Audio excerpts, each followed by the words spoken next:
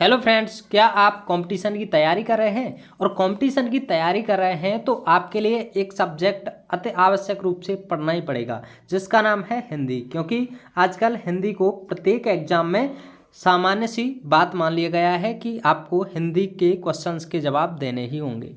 इसीलिए इस वीडियो में हम बताने जा रहे हैं और पढ़ाने जा रहे हैं कि आप चाहे यूपी ट्रिपल एससी पैट की तैयारी करें, एसएससी के किसी एग्ज़ाम की तैयारी करें या रेलवे की एग्ज़ाम की तैयारी करें या यूपी पीसीएस की तैयारी करें, किसी के लिए भी तैयारी करें, आपको हिंदी का सिलेबस कवर करना पड़ेगा।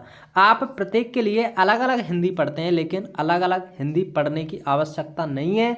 केवल आपको हिंदी के पूरे चैप्टर्स को पढ़ने की आवश्यकता है। जी हाँ, हिंदी का अगर आपने सिलेबस कंप्लीट कर लिया तो मैं आपसे बोल सकता हूं कि आप किसी भी एग्जाम को इजीली पास कर पाएंगे। तो यहाँ हम सभी एग्जाम से रिलेटेड जितने भी हिंदी के चैप्टर होते हैं उनको कवर करेंगे। तो आप हमारे साथ बने रहिएगा इस वीडियो में और आने वाली जितनी भी वीडियो हैं उन सभी में बने रहिएगा। यहाँ हमने जो भी नोट्स बनाए हैं वो सभी हैंड रिटन है। जी हाँ, अपने हाथ से बनाए हुए नोट्स हैं, तो उन सभी हैंड रिटन नोट्स को आप अच्छे से यूटिलाइज कीजिएगा और आप बहुत जल्दी ही कम समय में अच्छी नॉलेज प्राप्त कर सकेंगे। लेकिन यहाँ हम सबसे पहले सिलेबस के बारे में जानते हैं कि आखिरकार ऐसे कौन कौन से चैप्टर होते हैं जिनको पढ़ना आपके लिए आवश्यक है। तो यहाँ हम सबसे पहले चैप्टर नंबर फर्स्ट की बात करेंगे जो कि स्वर है, जो कि आपको फर्स्ट पेज पर ही मिल जाएगा। फिर हम पढ़ेंगे व्यंजन, उसके बाद वर्ण रचना के भेद,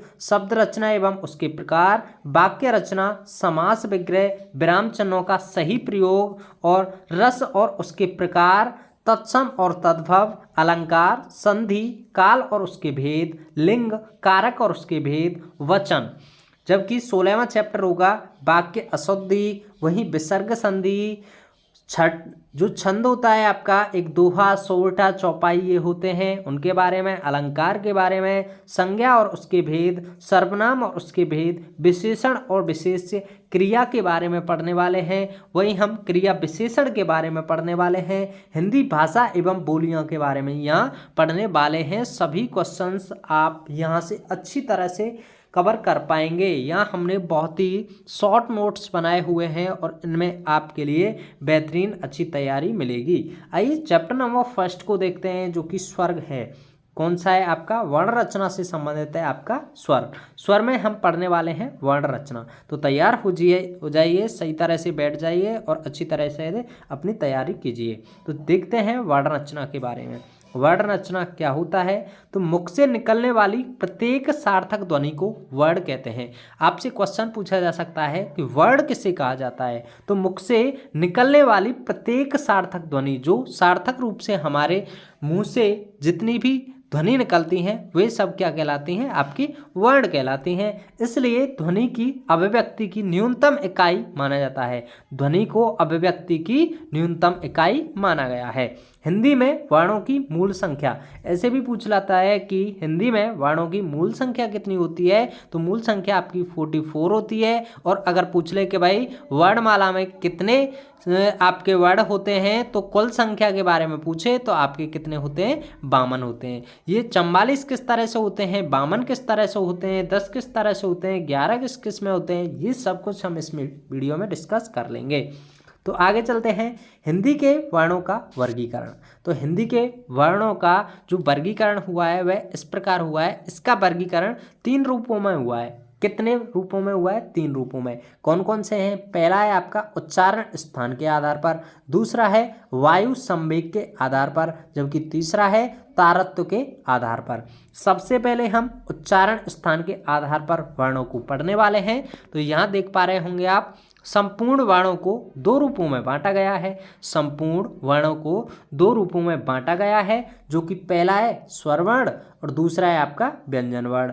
यानी कि स्वर और व्यंजन आपने काफ़ी टाइम से पढ़ रहे होंगे और सुना भी होगा। तो सबसे पहले हम ए पॉइंट को देखेंगे कि स्वर वर्ण क्या होते हैं। तो स्वर वर्ण उन्हें कहा जाता है जिन वर्णों का स्वतंत्र अस्तित्व होता है। यानी कि जिन वर्णों को हम स्वतंत्र रूप से बोल सकते हैं वही आपके क्या कहलाते हैं, स्वर कहलाते हैं। जिनके उच्चारण में कम समय लगता हो, जिनके उच्चारण में बहुत कम समय लगता है, उन्हें हम स्वर वर्ण यानी कि स्वर मात्रा कहते हैं। इनकी संख्या 11 होती है। कितनी होती है? इनकी संख्या 11 होती है। आ ई उ ऊ ऋषि ए ओ औ। तो ये आपके कितने होते हैं? टोटल मिलाकर 11 हो गए। वही हम आगे बात करें स्वर वर्ण के भेद, तो स्वर वर्ण के जो भेद होते हैं यानी कि स्वर भी कई प्रकार के होते हैं। स्वर वर्ण 2 और कुल 4 भेद होते हैं, यानी कि मुख्य रूप से ये 2 होते हैं लेकिन कुल पूछ ले तो 4 होते हैं। तो आइए जान लेते हैं मुख्य रूप से और कुल कितने होते हैं। तो कुल में अगर हम बात करें तो सबसे पहला होता है ह्रस्व स्वर, दूसरे नंबर पर दीर्घ स्वर, तीसरे नंबर पर संयुक्त स्वर, चौथे नंबर पर प्लुप्त स्वर। तो आइए जान लेते हैं सभी को डिटेल्स में। तो यहाँ कुछ विद्वानों ने अपने मत भी दिए हुए हैं, उनके मत बारे में जानते हैं जो कि नोट में दिया गया है।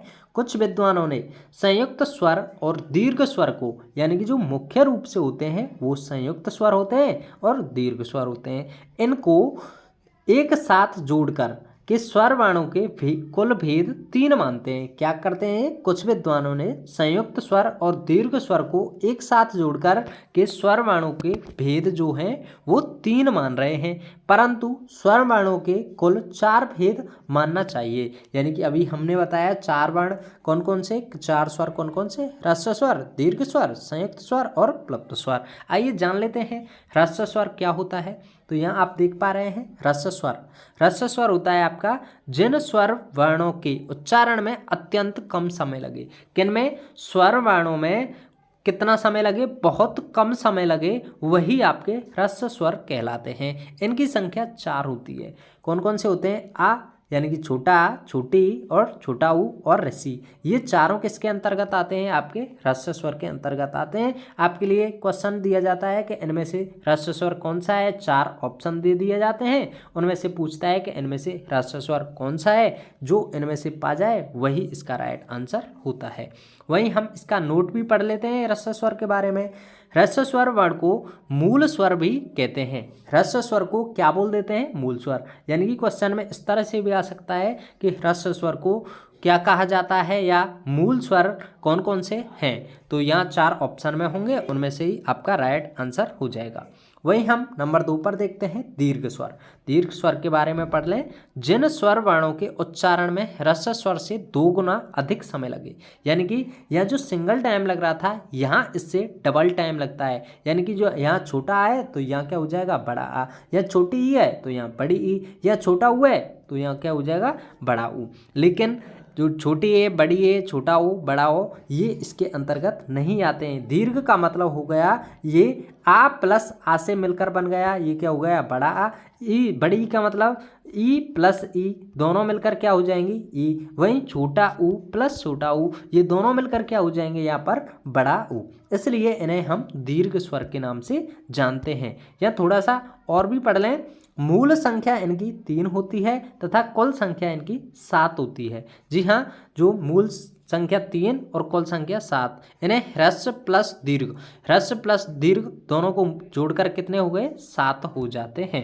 वहीं हम संयुक्त स्वर की बात करें तो संयुक्त स्वर में आप पढ़ पाएंगे जो स्वर वर्ण 2 स्वर वर्णों से मिलकर बनते हैं उन्हें संयुक्त स्वर कहते हैं। यानी कि छोटा आ, बड़ा, छोटा आ, छोटी और छोटी जितने भी होते हैं आपके कौन कौन से? छोटा आ, छोटी ऊ, ऋषि, ये ह्रस्व स्वर। बड़ा आ, बड़ी ई, बड़ा ऊ, ये सब किसमें? दीर्घ स्वर में। वहीं संयुक्त स्वर में कौन कौन से हो जाएंगे? ए ओ औ, ये सब आपके संयुक्त स्वर में हो जाते हैं, क्योंकि ये अलग अलग वर्ण से बनते हैं, एक जैसे से नहीं बनते। यानी कि आ या तो छोटा या बड़ा, इसके साथ मिलकर ई या बड़ी ई मिल जाती है तो ये ए हो जाती है। वहीं छोटा बड़ा मिलकर ए या ए हो जाती है तो ये ए हो जाती है। वहीं बड़ा ओ की बात करें तो आ या छोटा ऊ से मिलकर क्या हो जाती है? ओ।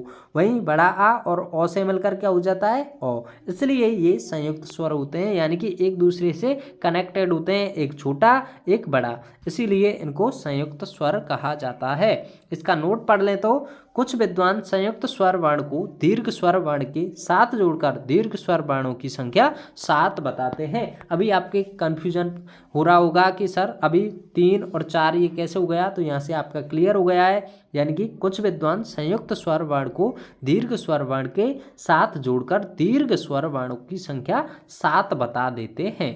इस तरह से इन्होंने 7 बता दिया। वहीं आगे बात करें चौथे नंबर पर प्लुप्त स्वर के बारे में, तो प्लुप्त स्वर वर्ण कौन से होते हैं? जिस स्वर वर्ण के उच्चारण में ह्रस्व स्वर से 3 गुना अधिक समय लगे। कितना? 3 गुना अधिक समय लगे, उसे प्लुप्त स्वर कहते हैं।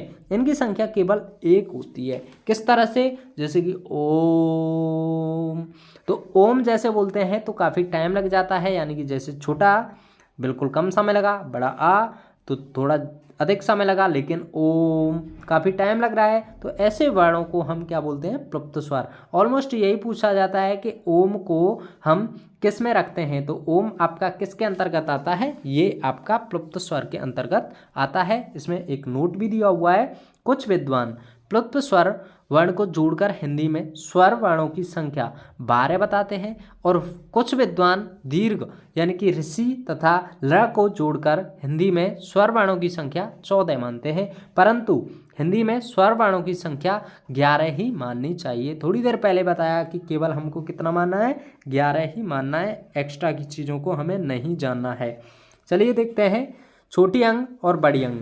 छोटी अंग और बड़ी अंग ना ही स्वर माने जाते हैं और ना ही व्यंजन माने जाते हैं। इन्हें अयोग व नपुंसक वर्ण कहते हैं। जी हाँ, जो आपकी छोटी अंग होती है और एक आपकी बड़ी अंग होती है, इनको क्या मानते हैं हम? अयोग व बोलते हैं, नपुंसक वर्ण बोलते हैं। एक और बात मोस्ट इंपॉर्टेंट, जिन पर अंग लगी हो यानी कि जिन पर ऊपर अंग लगी होती है उन्हें हम अनुस्वार बोलते हैं। जिन पर आह लगा हो यानी कि पीछे की तरफ विसर्ग जो लगे होते हैं उन्हें हम विसर्ग कहते हैं। तो आइए जानते हैं नंबर 3 को।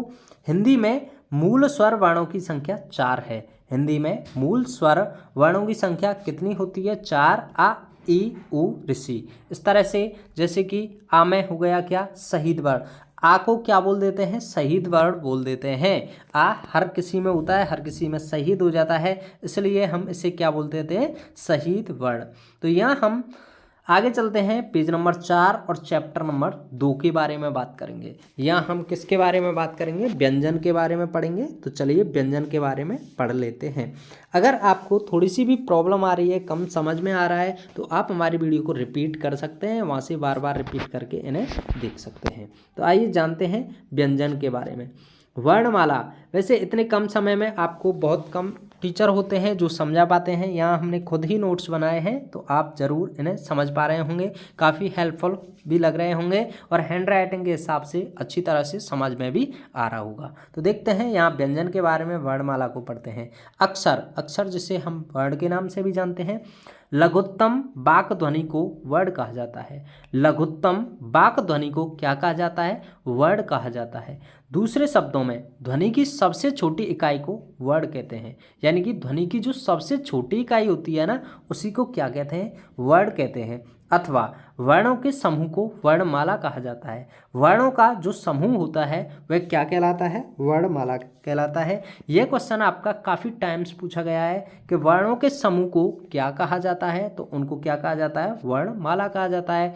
वर्णमाला में सभी वर्गों की संख्या 52 होती है। जी हाँ, सभी वर्गों की संख्या जो होती है वो 52 होती है। ध्यान रखिएगा कि आपके वर्णमाला के अंतर्गत सभी वर्णों की संख्या कितनी होती है, तो वो आपकी 52 होती है। आइए जानते हैं वर्णमाला एक दृष्टि में। वर्णमाला को एक दृष्टि में जान पाएंगे।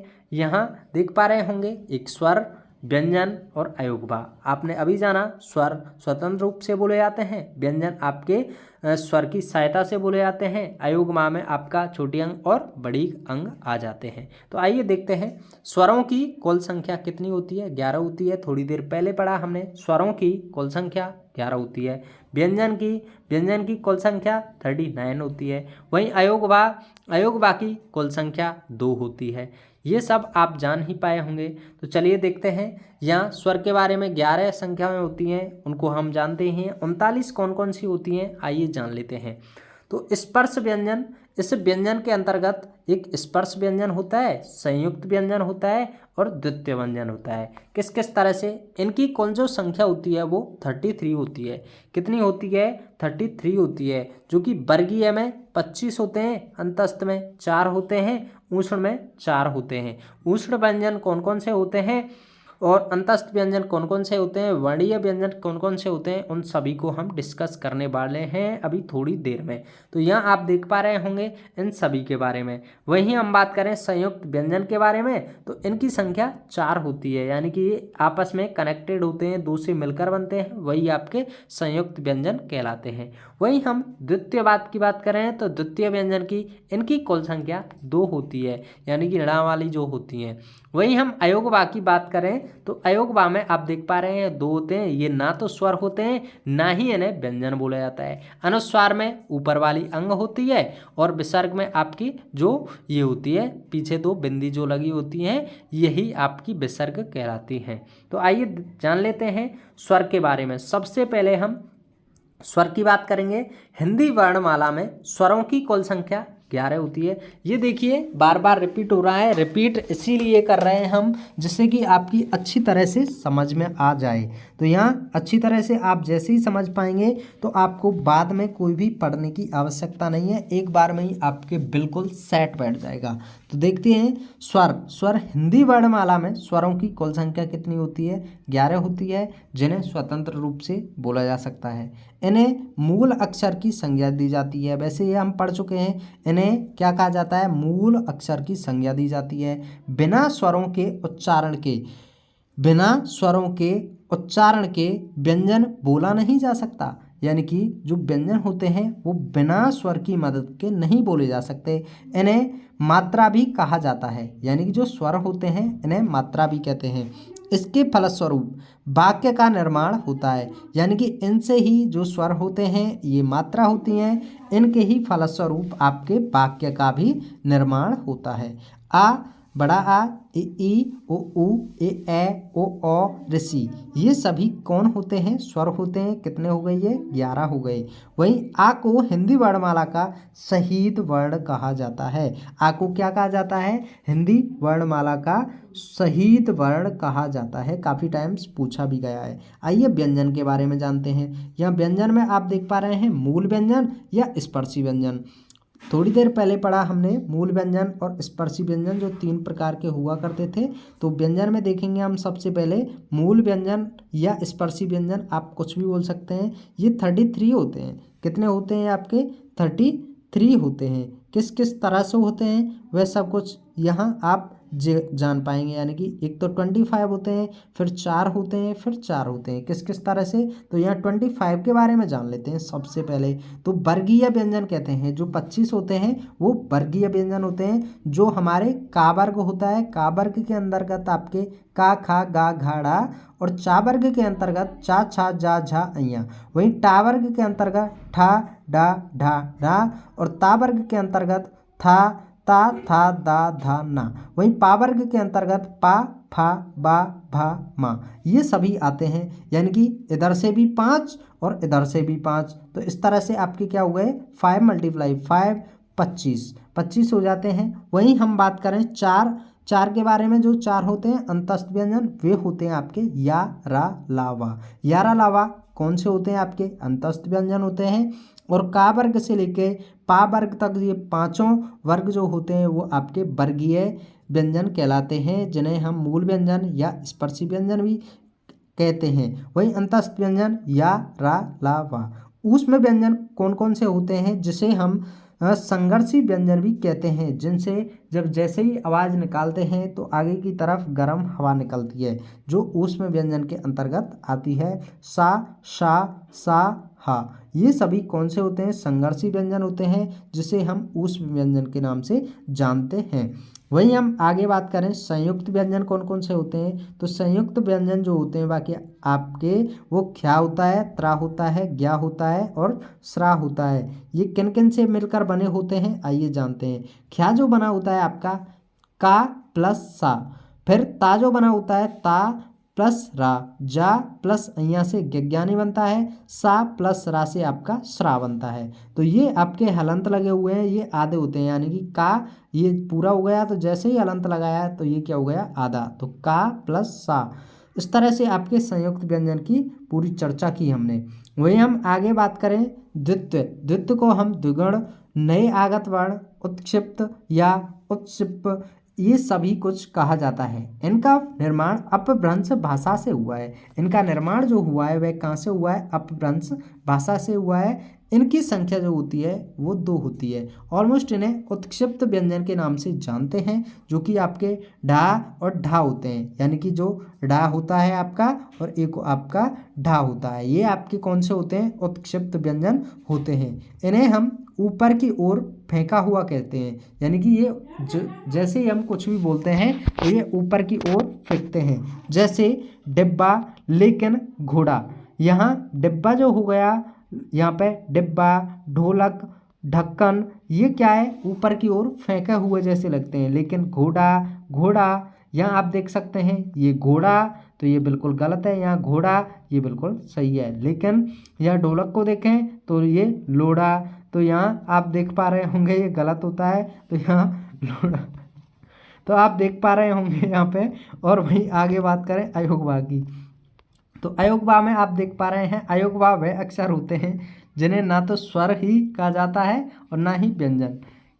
कौन से होते हैं अयोगवा, ना तो वे स्वर ही होते हैं ना ही वो व्यंजन होते हैं। इनकी संख्या केवल 2 होती है, 2 पर ही ये निर्धारित रहते हैं। अंग, छोटी अंग वाला जिसे अनुस्वार के नाम से जानते हैं, और अंग यानी कि बड़ी अंग वाला जिसे हम विसर्ग के नाम से जानते हैं। आगे देखते हैं हम व्यंजन वर्ण के बारे में। तो व्यंजन वर्ण में जिन वर्णों का स्वतंत्र अस्तित्व नहीं होता, जो हमेशा स्वर वर्णों की सहायता से ही बोले जाते हैं, उसे व्यंजन वर्ण कहते हैं।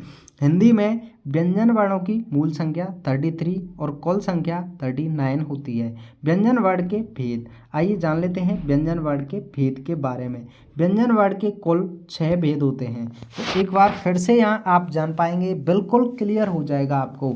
मैंने बोला आपको दोबारा पढ़ने की कोई आवश्यकता नहीं है, एक बार पढ़ने के बाद ही आप बहुत अच्छी तैयारी महसूस करेंगे। तो व्यंजन वर्ण में हमने स्पर्शी व्यंजन जो बताए थे वो का से लेकर मा तक होते हैं, जो आपके 25 होते हैं। अंतस्थ व्यंजन में आपके यारा लावा आई जाते हैं। ऊष्ण व्यंजन में आपके सा सा साहा आ जाते हैं। तो इस तरह से आपके ये कितने हो गए, 25 और 4 29, 29 और 4 33। वहीं संयुक्त व्यंजन में आपके येକ୍ଷା, त्रा, ज्ञा, स्राजो आ जाते हैं, 4 ये हो जाते हैं। द्विगुण में आपके डा और डा हो जाते हैं, प्लस में 2 ये हो जाते हैं आपके। वैदिक जो होता है उसमें आपका इस तरह का वर्ण हो जाता है, इसे हम का नहीं बोल सकते, लेकिन इस तरह का ये वर्ण होता है। इसीलिए कितने हो गए, 25 4 29, 4 33, 4 37 और 2 39 और 1 ये क्या हो गया 40। लेकिन यहाँ हमने कितने पढ़े थे, ये 39, यानी कि वैदिक के बारे में इतना नहीं पूछा जाता है। वहीं हम स्पर्श व्यंजन के बारे में थोड़ा चर्चा और कर लें। जिन वर्णों के उच्चारण में कंठ, तालु, मूर्धा, दंत, ओष्ठ आदि का अधिक प्रयोग होता है उसे स्पर्श व्यंजन कहते हैं। स्पर्श व्यंजन कौन कौन से कहलाते हैं, तो जिनमें कंठ का, तालु का, मूर्धा का, दंत का, ओष्ठ का जिनका प्रयोग होता है वही आपके स्पर्श व्यंजन कहलाते हैं। इनकी मूल संख्या 16 होती है और कुल संख्या 25 होती है। का से लेकर मा तक ये होते हैं। मूल स्पर्श व्यंजन 16 होते हैं। किस तरह से होते हैं मूल स्पर्श व्यंजन 16, तो आइए जान लेते हैं। तो मूल स्पर्श व्यंजन 16 किस तरह से होते हैं, तो हम बात कर रहे हैं यहाँ का वर्ग के बारे में। यहाँ का वर्ग में का, खा, गा, घा, ड़ा, तो ये सभी किससे बोले जाते हैं, आपके कंठ के द्वारा बोले जाते हैं। इनमें से जो ये 4 होते हैं वो आपके मूल स्पर्श व्यंजन होते हैं। वहीं हम चा वर्ग की बात करें तो चा, छा, जा, अइया ये आपके तालु में आते हैं। किसमें, तालु से बोले जाते हैं। टा, ठा, डा, ढा, ड़ा ये सब आपके मूर्धा से बोले जाते हैं। वहीं ता, था, दा, था क्योंकि ये दांत से टच होते हैं तब बोलते हैं, तो ये आपके दंत वर्ण कहलाते हैं। वहीं पा, फा, बा, भा, मा ये ओष्ठ से बोले जाते हैं, यानी कि होठों का ही इस्तेमाल किया जाता है, तो इसीलिए इन्हें हम ओष्ठ वर्ण कहते हैं। अब बात करें जो ये का, खा, गा, घा यानी कि जो 4 तक हैं, ये प्रत्येक जो 4 तक है ये आपके किस में आते हैं, मूल स्पर्श व्यंजन में, इसीलिए इसे हम 16 की संज्ञा देते हैं, यानी कि 16 बताते हैं। और जितना भी है 25 स्पर्शी व्यंजन में आ जाते हैं। कौन सा आपका कंठ, तालु, मूर्धा, दंत, ओष्ठ से बोले जाते हैं, यहाँ आप स्पष्टतः देख सकते हैं। आगे देखें नोट, इन 25 वर्णों को एक शब्द में उदित कहते हैं। क्या बोलते हैं? उदित बोल देते हैं या स्पर्श व्यंजन बोल देते हैं। वैसे ऑलमोस्ट इनको स्पर्श व्यंजन के नाम से ही जाना जाता है। वहीं हम आगे बात करें अंतस्थ व्यंजन, तो अंतस्थ व्यंजन के बारे में बात कर लें। जिन व्यंजन वर्णों के उच्चारण में श्वास, जिन व्यंजन वर्णों के उच्चारण में श्वास अंदर की तरफ खींची जाए उसे अंतस्थ व्यंजन कहते हैं। तो ये अंतस्थ व्यंजन कौन कौन से होते हैं? इनकी संख्या 4 होती है और ये होते हैं या, रा, ला, वा। ये तो याद हो गए होंगे आपको, अंतस्थ व्यंजन या, रा, ला, वा। नोट, या और वा को अर्ध स्वर भी कहते हैं। बहुत ही मोस्ट इंपॉर्टेंट क्वेश्चन है, यानी कि इनमें से कौन सा अर्ध स्वर है? तो इनमें से ये ऑप्शन दिए होते हैं, या और वा में से एक ऑप्शन में है, तो वही आपका राइट आंसर हो जाता है। आगे देखते हैं उष्ण व्यंजन। उष्ण व्यंजन आपके 4 होते हैं। जिन व्यंजन वर्णों के उच्चारण से शरीर में गर्मी पैदा हो जाए, यानी कि जिन व्यंजन वर्णों के उच्चारण से शरीर में गर्मी पैदा हो जाए उसे उष्ण व्यंजन कहते हैं। इसकी संख्या 4 होती है, सा, सा, हा। ये 4 वर्ण कौन से होते हैं? आपके उष्ण व्यंजन होते हैं। जब हम इन्हें बोलते हैं, उच्चारण करते हैं, तो इनसे हमारी गर्मी पैदा होती है बोलने में। तो चलिए आगे देखते हैं संयुक्त व्यंजन। संयुक्त व्यंजन के बारे में जानते हैं। जो व्यंजन वर्ण दो व्यंजन वर्णों से मिलकर बने होते हैं, जो व्यंजन वर्ण दो व्यंजन वर्णों से मिलकर बने होते हैं, इन्हें संयुक्त व्यंजन वर्ण कहते हैं। इसकी संख्या 4 होती है। कितनी होती है जी? 4 होती है। ख्या, त्रा, ज्ञा, स्रा। थोड़ी देर पहले हमने यह भी जाना कि यह किस किस तरह से बने हैं। आइए द्विगुण व्यंजन को जान लेते हैं। द्विगुण व्यंजन कौन कौन से होते हैं? जिन व्यंजन वर्णों में 2 व्यंजन वर्णों के गुण पाए जाते हैं, यानी कि जिन व्यंजन वर्णों में 2 व्यंजन वर्णों के गुण पाए जाते हैं उन्हें द्विगुण व्यंजन कहते हैं। इनकी संख्या 2 होती है। कितनी होती है जी? 2 होती है। और ये तुर्की शब्द के होते हैं। डा और डा ये कौन से हैं, किस भाषा के हैं? तो ये तुर्की शब्द हैं, तुर्की भाषा से लिए गए हैं। इन्हें तुर्की शब्द ही कहा जाता है। द्विगुण व्यंजन वर्ण को उत्क्षिप्त व्यंजन, आगत व्यंजन, निर्मित व्यंजन और आदि के नामों से जाना जाता है। इन्हें किस नाम से? उत्क्षिप्त, आगत व्यंजन, निर्मित व्यंजन, इन सभी नामों से इसे जाना जाता है। वहीं हम बात करें वैदिक व्यंजन की। थोड़ी देर पहले हमने देखा था ना, ये जो ना तो लाई लग रहा था ना ही काई लग रहा था, तो ये कैसा है? वैदिक व्यंजन होता है। जो व्यंजन वर्ण केवल वेदों तक ही सीमित रह गया है, हिंदी में जिसका प्रयोग नहीं होता है। यानी कि आपने देखा होगा ऐसे वर्ण आपके रामायण जैसे आप पढ़ते हैं संस्कृत वाली आदि को, तो उनमें ऐसे वर्णों को देखा होगा। ये वहीं पाए जाते हैं, ये वही वर्ण हैं। इसीलिए बोला है जो व्यंजन वर्ण केवल वेदों तक ही सीमित रह गया है, हिंदी में जिसका प्रयोग नहीं होता है, उसे वैदिक व्यंजन कहते हैं। इनकी संख्या केवल 1 होती है, यानी कि या तो आप इस तरह से किसी भी तरह से देख पा रहे होंगे। इन्हें ही हम वैदिक व्यंजन कहते हैं। नोट, यहाँ हम नोट के बारे में जान लेते हैं। इसे लुंठित डा या लुंठित रा कहते हैं, यानी कि जो डा होता है इसे हम लुंठित बोलते हैं और इसे रा को भी लुंठित कहते हैं। आइए जानते हैं मराठी भाषा में आज भी इसका प्रयोग हो रहा है। मराठी भाषा में इसका आज भी प्रयोग हो रहा है, यानी कि किसका? वैदिक व्यंजन का। आइए देखते हैं हिंदी भाषा में तुर्की भाषा के 2 वर्ण कौन कौन से हैं।